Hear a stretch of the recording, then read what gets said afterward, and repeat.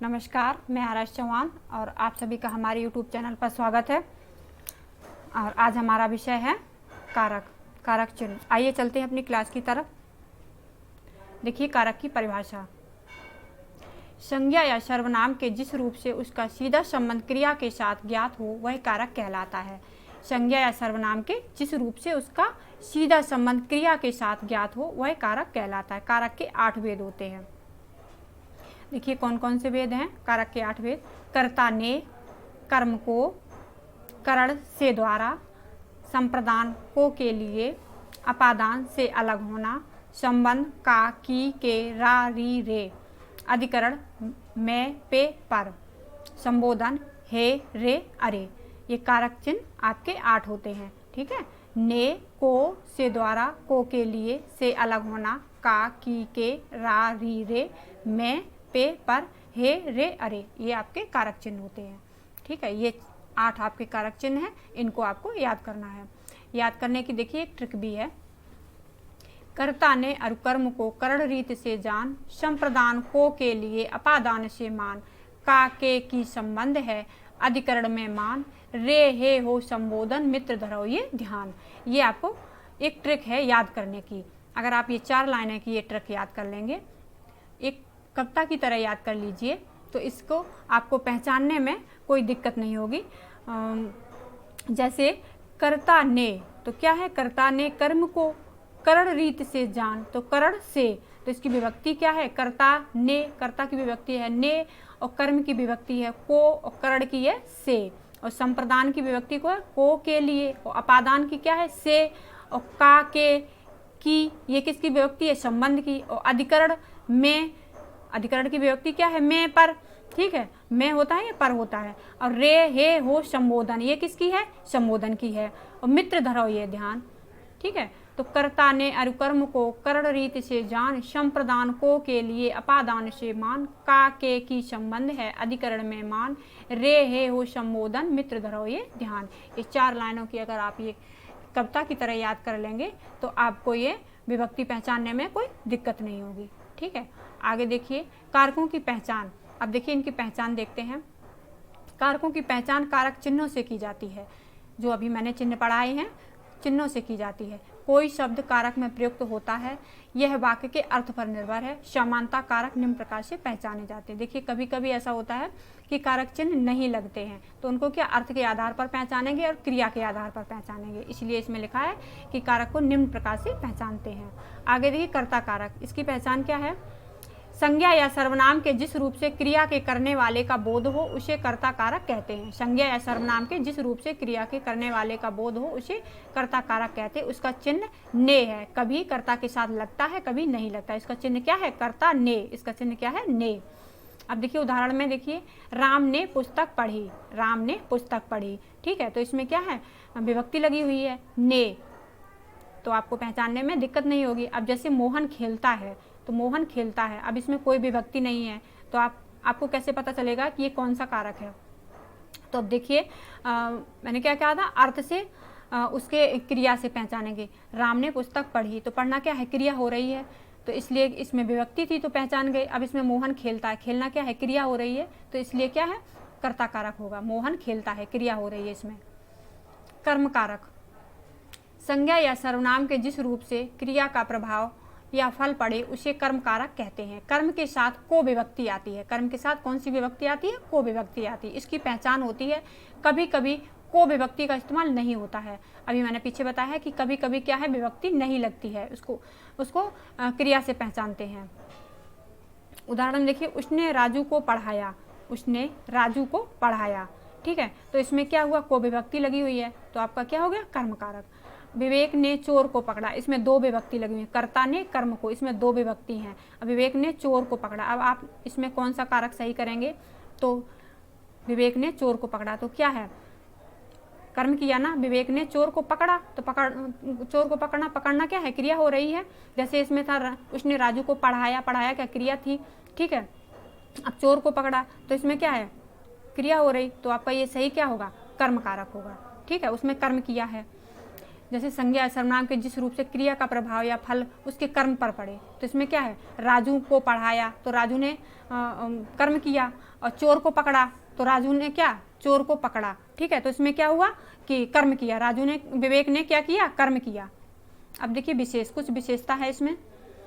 कारक का वह प्रयोग हो, कहना व पूछना के साथ से का प्रयोग होता है, को का नहीं, कभी विभक्ति का प्रयोग नहीं होता। जैसे कहना या पूछना के साथ होता है। अब जैसे उदाहरण देखिए, राहुल ने रहीम से कहा, तो कहना मतलब कहा। ठीक है, मोहन ने श्याम से पूछा, तो ये क्या हुआ आपका, मोहन ने श्याम से पूछा, ये क्या हुआ, कर्म कारक हुआ। अब देखिए अगला, करण कारक, जिसके द्वारा क्रिया पूरी की जाती है उसे संज्ञा का करण कहते हैं। जिसके द्वारा क्रिया पूरी की जाती है उसे संज्ञा का करण कहते हैं। इसकी पहचान से अथवा के द्वारा साधन है। अब देखिए इसमें मैं साधन लिख दिया है। अब साधन क्यों लिखा है, अब देखते हैं। इसकी वैसे पहचान क्या है, से और के द्वारा। ठीक है, इसकी विभक्ति क्या है, से और के द्वारा। करण कारक की क्या विभक्ति है, से और के द्वारा। और इसके साधन देखिए उदाहरण से समझते हैं। राजू गेंद से खेलता है, राजू गेंद से खेलता है, तो इसमें विभक्ति दी गई हुई है, तो आपको समझने में आसानी होगी, करण कारक हो गया। ठीक है, अब आदमी चोर को लाठी द्वारा मारता है, आदमी चोर को लाठी द्वारा मारता है, तो के द्वारा इसमें भी विभक्ति दी गई है। ठीक है, राम ने रावण को बाण से मारा, राम ने रावण को बाण से मारा। अब देखिए साधन मैंने बताया था, तो साधन क्या है इसमें, राम ने तो कर्ता ने, ये कर्ता कारक भी हो गया, रावण को कर्म को तो कर्म कारक भी हो गया। अब बाण से मारा, कर्ता ने कर्म को करण से, अब करण से, अब से आ गया, किससे मारा, बाण से, तो बाण क्या है, एक साधन है। क्या हुआ, एक साधन हुआ। जैसे कि राजू गेंद से खेलता है, अब इसमें से हटा दिया जाए, राजू गेंद खेलता है, तो क्या हो गया, साधन हो गया ना, गेंद, गेंद क्या है, हमारा साधन है। ठीक है, इसलिए क्या हुआ, करण कारक। अगर विभक्ति है तो कोई बात नहीं, और अगर नहीं है तो उसके क्या है, साधन से समझते हैं। ठीक है, संप्रदान कारक, जब वाक्य में किसी को कुछ दिया जाए या किसी के लिए कुछ किया जाए उसे संप्रदान कारक कहते हैं। इसकी पहचान के लिए है। संप्रदान कारक की पहचान क्या है, के लिए। उदाहरण, रोहन माँ के लिए साड़ी लाया, रोहन माँ के लिए साड़ी लाया, तो इसमें विभक्ति दी गई है, के लिए साड़ी लाया। ठीक, विकास ने रामू को गाड़ी दी, तो इसमें क्या दिया है कुछ, विकास ने रामू को गाड़ी दी, तो इसमें क्या है, दिया है कुछ, गिफ्ट दिया है, तो इसलिए क्या संप्रदान कारक होगा। जैसे मैंने बताया, जब वाक्य में किसी को कुछ दिया जाए या किसी के लिए कुछ किया जाए उसे संप्रदान कारक कहते हैं। इसकी पहचान को जरूर याद करना है। हम पढ़ने के लिए स्कूल जाते हैं, इसमें विभक्ति दी गई हुई, तो ये आपके लिए पहचानने में आसानी हुई, संप्रदान कारक हुआ। अब देखिए अपादान कारक, अपादान का अर्थ है अलग होना, अपादान का अर्थ है अलग होना। जिस संज्ञा अथवा सर्वनाम से वस्तु का बोध अलग होना ज्ञात हो उसे अपादान कारक कहते हैं। इसकी पहचान भी से है, इसकी पहचान क्या है, से है। देखिए करण में भी से थी और इसमें अपादान में भी से है, बस फर्क इतना है कि इसमें अलगाव होता है, अलग होना होता है, और करण में अलगाव नहीं होता है। देखिए उदाहरण, पेड़ से बंदर कूदा, तो पेड़ से बंदर, पेड़ पर बंदर था और कूद गया, तो पेड़ से बंदर कूदा, तो उसका अलगाव हो गया। ठीक है, हिमालय से गंगा निकलती है, तो से इसमें विभक्ति दी गई हुई है और इसमें अलगाव भी है। घुड़सवार घोड़े से गिरता है, तो घोड़े पर था और नीचे गिर गया, तो ये क्या हो गया, अपादान हो गया, वो उससे घोड़े से अलग हो गया। ठीक, और इसमें विभक्ति भी दी गई हुई है। अगला देखिए संबंध कारक, जिस संज्ञा अथवा सर्वनाम से एक वस्तु का संबंध दूसरी वस्तु से जाना जाए उसे संबंध कारक कहते हैं। इसकी पहचान क्या है, का, की, के, रा, री, रे, इसकी पहचान है। ठीक है, संबंध। उदाहरण में देखिए, रामू का घर दूर है, रामू का घर दूर है, तो इसमें क्या है, संबंध है।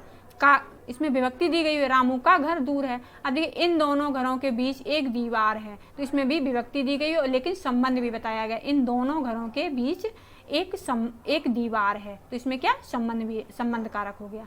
अधिकरण कारक, संज्ञा के जिस रूप से क्रिया के आधार का बोध होता है उसे अधिकरण कारक कहते हैं। अधिकरण का अर्थ है आश्रय, अधिकरण का अर्थ क्या होता है, आश्रय। इसकी पहचान है में, पर, भीतर, अंदर, बीच, बाहर, ऊपर। अब देखिए विभक्ति अगर में पर नहीं है तो भीतर, अंदर, बीच, बाहर, ऊपर, नीचे, ये सब आपको दिखाई देगा उसमें वाक्य में। अगर विभक्ति नहीं है तो आप ये समझना कि ये अधिकरण कारक है। जैसे उदाहरण में देखिए, घर पर माँ है, घर पर माँ है, तो ये पर लगा हुआ है, तो ये अधिकरण कारक हुआ। घोंसले में अंडे हैं, तो इसमें भी क्या है, विभक्ति है में, तो अधिकरण कारक हुआ। और राम कमरे के अंदर है, राम कमरे के अंदर, इसमें कोई विभक्ति नहीं लगे, वो कमरे के अंदर है। अभी मैंने बताया भीतर, अंदर, बीच, बाहर, ऊपर, नीचे, ये सब आ जाए तो अधिकरण कारक होता है। अगला देखिए संबोधन कारक।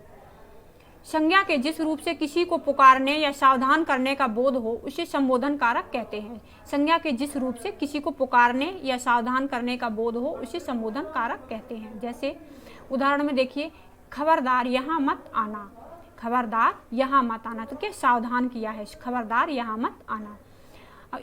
ए लड़की जरा इधर आना, ए लड़की जरा इधर आना, ठीक है, तो क्या संबोधन करते हैं, ए लड़की जरा इधर आना, और इसमें संबोधन का निशान भी दिया हुआ है। अब देखिए कुछ क्वेश्चन आंसर कर लेते हैं जिसको आपको समझ में सही से आ जाएगा। लड़का पेड़ से गिरा, उपरोक्त वाक्य में कारक बताइए। अब देखिए लड़का पेड़ से गिरा, ऑप्शन देखिए, संप्रदान कारक, कर्म कारक, अपादान कारक, करण कारक। तो इसका सही आंसर क्या होगा, लड़का पेड़ से गिरा, लड़का पेड़ पर था और नीचे गिर गया, तो पेड़ और लड़का का संबंध था, अब ये अलग हो गया, तो इसका क्या आंसर सही होगा, अपादान कारक। इनमें से कौन सा वाक्य कर्म कारक है, इनमें से कौन सा वाक्य कर्म कारक है। देखिए ऑप्शन, पेड़ से पत्ता गिरा, लड़का पेड़ से गिरा, मैंने हरि को बुलाया, इनमें से कोई नहीं। पेड़ से पत्ता गिरा ये अपादान है, और लड़का पेड़ से गिरा ये भी अपादान है। मैंने हरि को बुलाया, तो इसमें क्या हुआ है, कर्म कारक हुआ। आपका सही आंसर क्या होगा, सी, मैंने हरि को बुलाया। अगला देखिए, कारक के कितने भेद होते हैं, कारक के कितने भेद होते हैं, 4, 7, 10, 8। देखिए कारक के कितने भेद होते हैं, 8। अगला क्वेश्चन देखिए, निम्नलिखित में से कौन सा अपादान कारक है, निम्नलिखित में से कौन सा अपादान कारक है।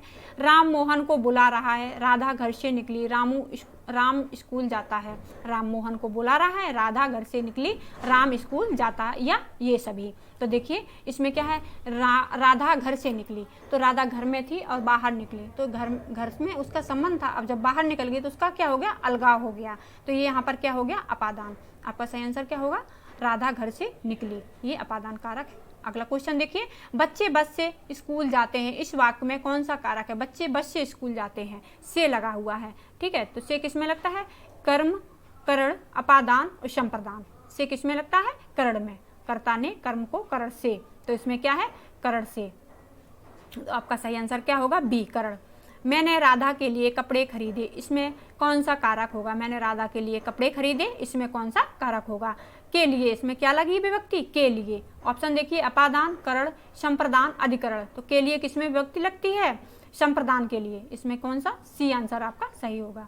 कुर्सी पर मास्टर जी बैठे हैं, इस वाक्य में कुर्सी शब्द किस कारक में है, कुर्सी पर मास्टर जी बैठे, इस वाक्य में कुर्सी शब्द किस कारक में है। अब देखिए ऑप्शन देखिए, करण कारक, कर्ता, संबंध, अधिकरण। अब देखिए पर, इसमें क्या विभक्ति लगी हुई है, पर, तो पर किस में लगती है, अधिकरण में। आपका सही आंसर होगा डी, अधिकरण कारक। अगला देखिए, माँ का लड़का कहाँ गया, उद्देश्य का विस्तार भेद बताइए। माँ का लड़का कहाँ गया, उद्देश्य विस्तार का भेद बताइए। अब देखिए, विशेषण, संबंध कारक, वाक्यांश, इनमें से कोई नहीं। अब इसमें कोई विशेषता नहीं है, कोई वाक्यांश नहीं है, ठीक है।